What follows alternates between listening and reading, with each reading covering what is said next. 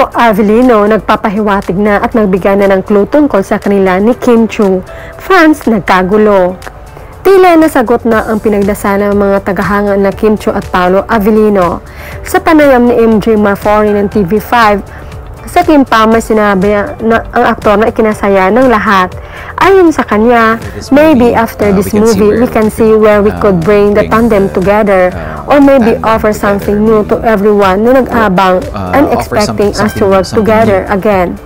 Tinutuo naman ni Paolo ang sinabi niya noon na hindi siya magsasawang katrabaho si Kim Chiu. Kaya kilig na komento naman ng netizens. Hindi talaga nakakasawang katrabaho si Kim, no? Gusto pa rin niya si Kim ang kaparte niya sa next project. This is really love. Feeling ko, genre na naman ni Paolo ang project nila Zone.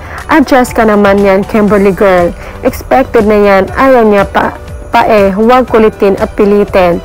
Susulitin na daw ang tagal ng hintay gusto namin yan. Wala na ba talagang bagsak na si Paolo kay Kim? Di na makaahon, di nakakasawang katrabaho kasi so looking forward pa rin ang Pagi to more projects with Kim. Gustong-gusto din naman natin yan at more time sila sa isa't isa. More kilig, more ayuda din sa atin pag may pang-apat pa. Parang gano'n na nga, si Kim naman kasi yon. Wow na wow, sana may kasunod pa, hoping and praying. Wala nang bitawan to, OMG, Paolo as a very clingy co-worker, grabe na yan Pao. We are excited for your new work together. Patibay ng patibay, wala nang hiwalayan. Sci-fi sana or action drama parang Lara Croft. Dapat si Kim. Binasag mo naman ang mabasher pa o ayan at Ikonin 16 at less than 00.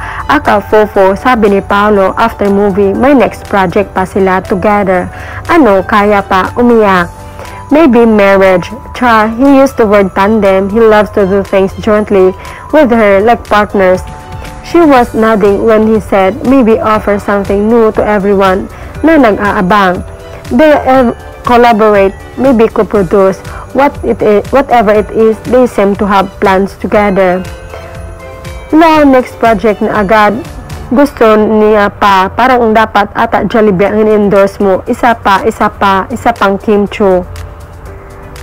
Hay nako, 15 years na hinintay niya, kaya dapat 15 years din na makawork niya ang isang Kimberly, no? Charot, dami pang genre. Looking forward sa Chloe or ala Mr. and Mrs. Smith. Wala nang iwanan, kaya nga magparami tayo, mga Kimpalanja, stay strong pa. Yan, ayaw na niya mapartner sila sa iba, gusto nila sila na lang.